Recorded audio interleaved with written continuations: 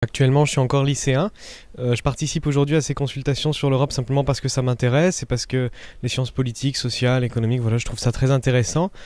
Et aujourd'hui, voilà, j'ai bien envie de partager mon avis sur l'Europe et sur certains points qui la composent. Qu'est-ce que vous voudriez qui change aujourd'hui en Europe?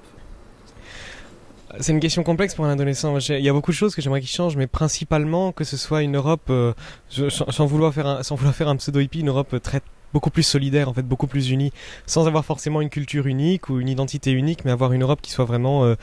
qui soit vraiment en fait très fraternelle et où les pays ont de forts liens en fait culturels et sociaux entre eux, plus que le nationalisme qu'on a aujourd'hui en tout cas. Qu'est-ce que vous retenez de ces 2 jours d'échanges et de discussions sur l'Europe avec d'autres bourguignons franc-comtois? Ils ont été extrêmement constructifs parce que c'est vrai que en tant qu'adolescent j'ai aucune expérience de vie, donc j'apporte un avis qui est très léger, sans beaucoup de connaissances culturelles, mais qui a un avis quand même, mais voilà. Et c'est vrai que de discuter avec des adultes de tous âges, d'autant de milieux socio-professionnels, etc., c'est extrêmement constructif, tant pour moi finalement que d'avoir d'autres avis sur mes points de vue, sur mes sujets, parce qu'on a beaucoup discuté au cours de ces 2 jours, que finalement sur l'Europe, parce que c'est vrai que j'ai une vision de l'Europe qui a encore besoin d'être construite, qui a besoin d'être améliorée, de discuter comme ça avec des personnes qui sans forcément s'y connaître ou être des experts et justement ne pas être forcément compréhensible, discuter avec des citoyens qui en font partie et qui vivent avec l'économie européenne, avec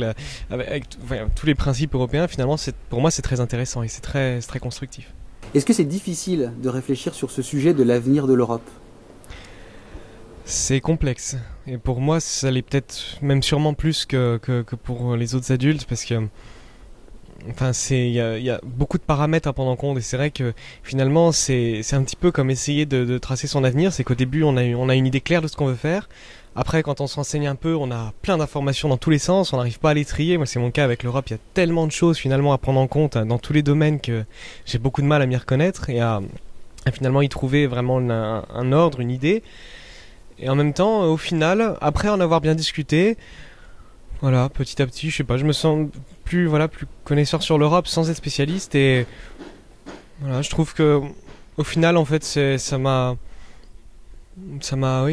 construit une information sans pour autant me perdre en fait au milieu de l'Europe et ça me permet de mieux savoir aussi qu'est-ce qui fait qu'aujourd'hui je suis comme ça en Europe ou que j'ai droit à ça, etc.